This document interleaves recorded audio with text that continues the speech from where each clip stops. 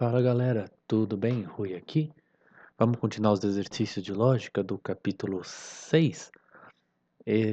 O próximo exercício aqui, o número depois desse, né? Esse é o 7, tem o 8. O exercício 8 me deu tanto trabalho que comecei a gravar, parei, aí eu fiquei sem voz, aí eu decidi cortar no meio, né? E gravar depois. Mas vamos lá. Exercício 7. O que é inferido na conversão não é propriamente algo diferente da convertente, mas a mesma coisa, né? Quer dizer, está se perguntando se a inferência imediata, no caso a conversão, né, em específico, se ela muda alguma coisa, né?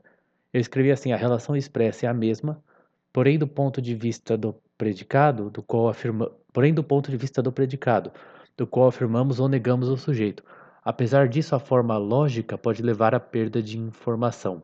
Aqui eu escrevi gramatical, mas não é, eu acho que gramatical não é um bom termo, né? Quer dizer, eu estou pensando no caso mais simples, né, que é o não sei se é o mais simples, mas o da afirmativa universal, né? Quer dizer, quando eu digo que todo homem é mortal, eu posso dizer que alguns mortais são homens, mas eu perco informação, né? Então, quer dizer, é propriamente algo diferente? Não deveria ser, né? Quer dizer, é a mesma relação que a gente está dizendo, né? Na verdade, os mesmos homens que são homens são animais, né? Todos os homens são alguns dos animais, né? Então, não era para ser a mesma coisa, mas pode ter uma perda de informação, né? Embora a gente é a mesma realidade que a gente está falando de jeitos diferentes, né? Afirmando de jeitos diferentes. E aí alguns jeitos acho que tem mais informação contida, né? Aí vamos lá, defina a obversão e mostre o princípio sobre o qual essa forma de inferência está baseada. Aí eu escrevi: obversão é o processo pelo qual de uma proposição obtemos outra, né? Então é importante dizer que é só de uma, né? De uma única, seria bom até colocar de uma única proposição, né? Porque é uma inferência imediata, não é que nem um silogismo, que são duas, né? É implicada pela primeira, quer dizer, se a primeira é verdadeira, a outra, a que a gente obtém pela obversão também é verdadeira, né? Ou sempre, né, que a primeira é verdadeira, a segunda também é, né? Em que o contraditório do predicado da primeira está relacionado com o sujeito. Talvez aqui ficou um pouco confuso, né? Mas seria um outro processo, né? Implicado pela primeira, em que se predica o contraditório do original do mesmo sujeito, né? Então, de uma SP, S é P ou S não é P, né? De uma relação entre S e P, a gente tem uma relação, né, de predicar um não P do S, então S não P, né? Então, o princípio usado é o da lei da não contradição. Todo o P, tudo aquilo que é P não pode ser não P, né? E o contrário também é verdade, né? Tudo aquilo que é não P não pode ser P. Então, por isso mudamos a qualidade da proposição, mantendo essa quantidade. Quer dizer, a quantidade, bom, a qualidade acho que é mais fácil, né? Quer dizer, se uma coisa é P, ela não pode ser o não P. A relação que ela tem com o P tem que ser a contrária do não P, né? Senão a gente está se contradizendo, né? Se alguma coisa é P e é não P, ela é P e não P ao mesmo tempo, né? E a quantidade seria porque isso vale para tudo, né? Para qualquer coisa que for P, a gente pode dizer que ela não é não P. E para qualquer coisa que é não P, ela não pode ser P, né? Quer dizer, como isso vale para tudo, a quantidade é a mesma, né? Quer dizer, não tem para que eu diminuir a quantidade, né? A quantidade não pode aumentar porque eu estaria fazendo uma espécie de indução, né? De algum P eu estaria dizendo algo, de algum S eu estaria dizendo algo a respeito de todo o S, né? Algum S é P, logo todo S é P, né? Eu não posso fazer isso, mas a mudança de quantidade é porque, quer dizer, não pode ser, não precisa ser menos também, porque eu sei que isso vale para tudo, né? Qualquer coisa que for P não vai ser não P. Então isso vale para tudo que é P, né? Desculpa se eu sou repetitivo, às vezes eu gosto de ser repetitivo, né? Então a letra B é: explicite a relação lógica, se há alguma, entre a primeira proposição a seguir e cada uma das outras. Então, essa primeira proposição que vai ser usada sempre, né? Os homens bons apenas são sábios. Eu entendi que isso quer dizer que apenas os bons são sábios, né? E o Padre Jorge, acho que a gente já viu nos outros exercícios, né? Isso seria a mesma coisa que dizer alguns bons são sábios, nenhum não bom é sábio, né? Mas eu também descobri, né? É relativamente simples, né? Mas ver que todos os sábios são bons, né? Se apenas os bons são sábios, todos os sábios têm que ser bons, né? Quer dizer, se você imagina um, um sábio que não é bom, né? Isso viola tanto a primeira, né? Só os bons são sábios, e viola também a segunda, né? E quando eu digo que todos os sábios são bons, isso, isso é válido para a primeira, mas você dá para você mostrar isso de uma forma relativamente simples. Na verdade, depois eu acabei percebendo, isso eu acho que é um exercício interessante, ver se eu escrevi aqui. Mas depois eu falo quando precisar, né? Então vamos lá. Ah, é só uma curiosidade que, na verdade, bom, que essa forma lógica que o Padre Jorge deu para alguns, apenas os bons são sábios, né? Eu acho que a primeira proposição é desnecessária, né? Quer dizer, se nenhum não bom é sábio, vai ser verdade que algum bom é sábio. Mas vamos deixar isso para depois, acho que eu não escrevi isso no slide, então aí eu me confundo e talvez vocês podem se confundir também. Mas vamos lá. Então, a primeira, né? Os homens bons apenas são sábios. Eu acabei esquecendo bons, né? Mas é só você colocar. Eu usei tudo como sendo os bons, né? Mas teoricamente você teria que dizer homens bons, né? Mas eu coloquei aqui embaixo, né? Essa forma, todo sábio é bom também, porque às vezes fica mais fácil. E a primeira é: aquele que é bom não é nécio. No caso, eu usei nécio como sinônimo de não sábio, porque em inglês ele tinha colocado unwise, que seria tipo um des-sábio, né? Não é exatamente o not wise, que é um não sábio, mas é um unwise, é um des-sábio, um anti-sábio, né? É um outro jeito de dizer não sábio, embora aqui a gente vai usar o nécio como sendo não sábio, mas eles não são contraditórios, né? Eles são contrários, quer dizer, entre o nécio, que é um nesciente, um ignorante, e o sábio existe um meio termo, né? A pessoa na média, né? Nem muito burra, nem muito inteligente, né? Mas aqui eu vou usar o nécio como sendo sinônimo de não sábio. Teria que ser não sábio ou mediano, digamos assim, né? Mas vamos lá. Aquele que é bom não é nécio. Então, essa aqui é interessante, né? Talvez a gente poderia. Eu pensei assim: nenhum bom é não sábio. O nécio transformar não sábio é tipo automático, isso não é para pensar muito. Mas eu pensei assim: aquele que é bom não é nécio. Então eu pensei: pegue todos os que são bons e eles não vão ser nécios, né? Então eu estou pegando os bons, né? E estou afirmando que todos eles não são nécios, né? Então eu pensei que esse é uma universal, porque eu pego todos os bons, né? Qualquer um dos bons, todos eles, e eles não vão ser nécios. Então é uma universal negativa. Eu pensei assim. Então seria nenhum bom é não sábio. E eu fiz a obversão e transformei ela em todo bom é sábio. Aí eu pensei que elas são independentes, né? Quer dizer, que a primeira, né, seria todo sábio é bom e todo bom é sábio, seria a outra, né? Mas a gente pode ter o caso de que, por exemplo, as duas podem ser verdadeiras, né? Todo bom é sábio, todo sábio é bom, isso é possível. É possível que as duas sejam falsas, né? Que alguns sábios não sejam bons e que alguns bons não sejam sábios. E as duas podem ser verdade, podem ser falsas, eu acho, né? Quando todo nenhum sábio é bom e nenhum bom é sábio, né? Na verdade, quando nenhum sábio é bom, já é verdade que nenhum bom é sábio, então também tem um caso em que as duas são falsas, né? Então, se uma pode ser verdadeira e outra falsa, a outra falsa e uma verdadeira, as duas podem ser verdadeiras, as duas podem ser falsas ao mesmo tempo, né? Quer dizer, elas são independentes, não tem relação entre as duas, pelo menos foi o que eu pensei. Lembrando que eu falei no último vídeo, né? A gente sempre corre o risco de se confundir nesse tipo de exercício, tá? Então, se vocês pensarem em algo diferente, é uma boa vocês colocarem. Não tô falando isso só pra ter mais comentário aqui no vídeo, tá bom? Mas é verdade mesmo, a gente sempre pode se confundir. Então, todo aquele que não é bom é nécio. Então, esse aqui já é diferente, né? Quer dizer, todo aquele que não é bom. Então, eu acho que ele está dizendo, pegue os não bons, né? E todos eles são nécios, né? Aí eu transformei de novo o nécio em não bom, tá aqui na segunda linha. Então, todo o não bom é nécio. Todo aquele que não é bom, então todos os não bons, são não sábios.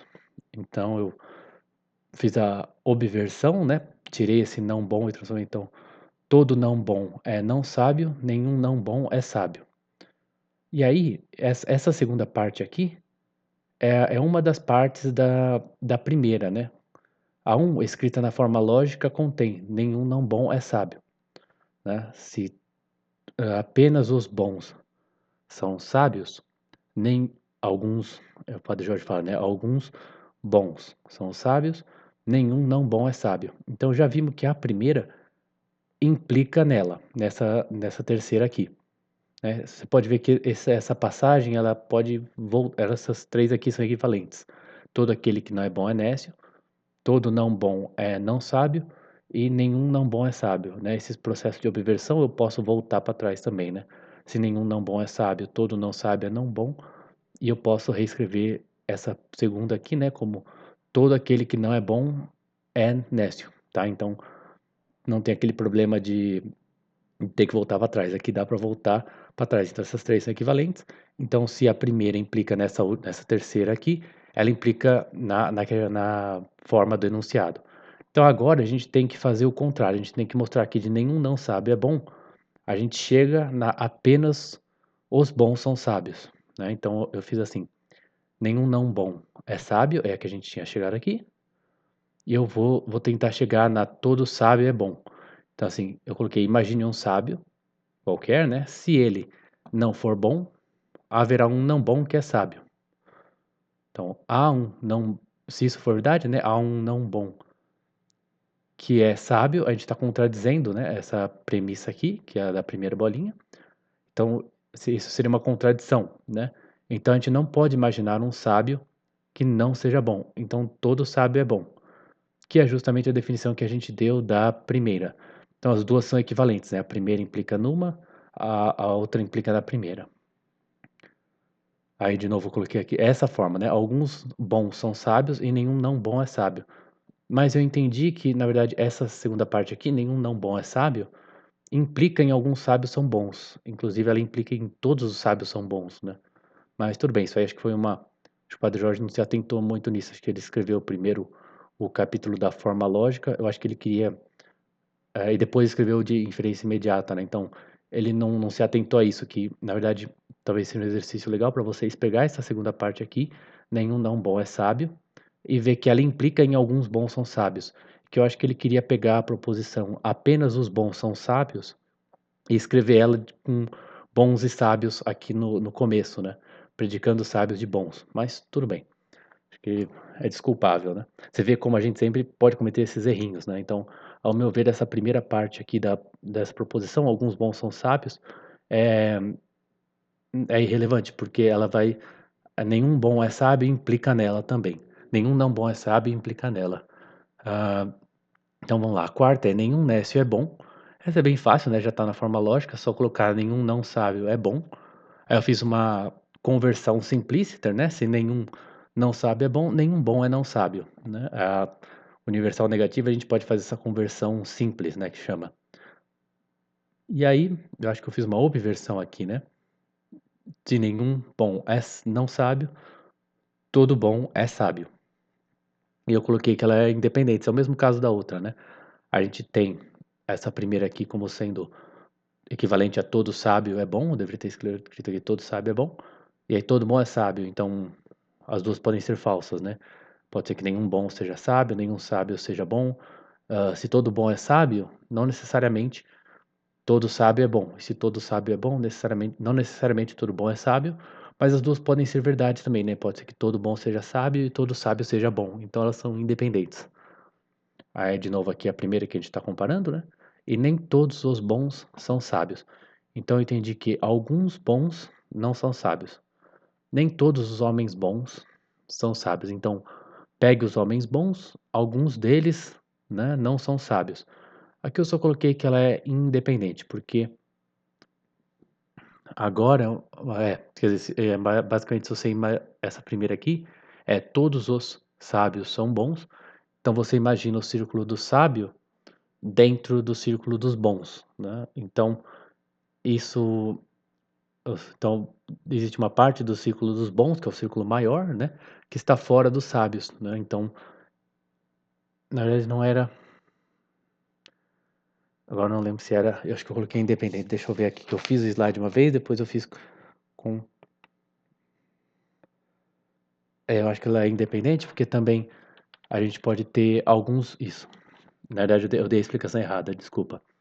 Quando os, a gente diz, né, todos sábios são bons, ela pode ser até o caso em que, por exemplo, todos, todos os bons também são sábios. Mas, por exemplo, se você imaginar isso aqui, alguns bons não são sábios, mas ao mesmo tempo não é todos os sábios que são bons. Então, quer dizer, essa aqui é apenas os bons são sábios. Isso pode ser mentira, né? Eu posso ter sábios que não são bons e alguns bons que não são sábios também. Então, eu entendi elas como sendo independentes. Então, seria isso. Aí a 6, né? É falso que todos os nécios são bons, então é falso que todos os não sábios são bons. Então, se isso aqui, ó, todos, tananã, são alguma coisa, se isso é falso, alguns deles não são essa coisa, né? Então, alguns não sábios não são bons. O que eu fiz? Eu fiz a obversão aqui, porque essa é a parcial negativa, né? Que é a mais chatinha de todas, né?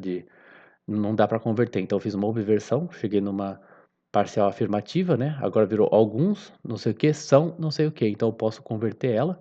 Troquei o sujeito predicado de lugar, né? Alguns não bons são não sábios. E eu obverti ela de novo, se eu não me engano, né? Alguns não bons não são sábios. E aí, quer dizer, se alguns não bons não são sábios, tinha aqui, ó, nenhum não bom é sábio.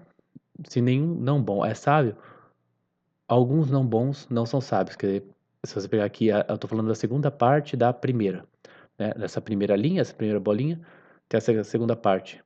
Então, nenhum A é B, e aqui está dizendo que algum A não é B. Então, essa aqui é a primeira linha e a última linha, certo? Aqui tem nenhum sujeito é predicado, algum sujeito não é predicado. Então, é a universal negativa e a particular negativa, né? Então, a primeira implica nessa daqui, né?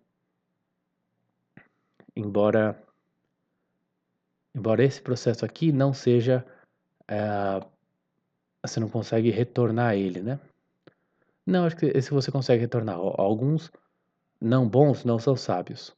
Então é verdade que alguns não bons são não sábios. Essa é uma versão fácil de fazer. Fácil, né? Dá para fazer voltando.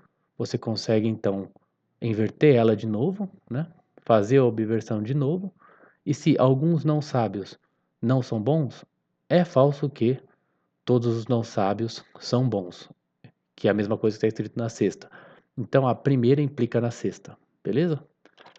Aí, como você mostraria que a negação de uma negação é uma afirmação? Você teria que usar a lei nem a da não contradição, né? Mas a do terceiro excluso, né? Quer dizer, você dizer que uma coisa não fica meio difícil de pensar, né? Se ela é, se ela não é um não algo, ela tem que ser esse algo, né? Ela só, se ela só pode ser uma coisa ou não ser essa coisa. Então, se ela não é a não coisa, ela é essa coisa, né? Não sei se eu expliquei direito, mas é mais ou menos assim, né? E aí a décima mostra como uma afirmação pode ser expressa tanto como A, E e O. Essa mudança envolve alguma, essa afirmação envolve alguma mudança material no significado? E sua aplicação é de valor na lógica? Então, na verdade, assim, se eu me lembro bem, eu posso abrir aqui do ladinho. Ah, não, eu fechei, eu tava com o livro do Padre Jorge aberto aqui. Mas se eu não me lembro, se eu me lembro bem, se você começa com uma I ou uma O, você não consegue chegar numa A e uma E, tá? Mas partindo de uma A e uma E, você consegue chegar em vários outros, né? Então essa envolve alguma mudança material. Quer dizer, se material significa que você está dizendo outra coisa, não, né? Quer dizer, quando eu parto de todos os homens são mortais, para alguns homens são mortais, eu estou tentando dizer a mesma coisa, né? Apesar de que tem essa perda, às vezes, de significado, né? Às vezes uma fica menos rigorosa, digamos assim, né? E a aplicação é de valor é bom porque tanto serve para ajudar você a entender o que que é tudo que está sendo dito, né, a respeito, e ajuda também a você escrever a mesma coisa de maneiras diferentes, né? Então, sim, ela é de valor na lógica, você usa também para transformar os silogismos em primeira figura, às vezes, dependendo do jeito que você escreve, fica mais fácil de entender, né? Então é isso, galera. Muito obrigado. Espero que vocês tenham gostado. Lembre-se aí de curtir, comentar, compartilhar, se inscrever no canal. A gente tem o Tipa.ai. Você não precisa se inscrever para ajudar a gente, só mandar o Pix. Você pode mandar também, colocar lá um e-mail, uma mensagem, se você quiser. Também, senão fica anônimo, beleza? Então é isso, galera. Até a próxima. Espero que vocês tenham gostado. Falou!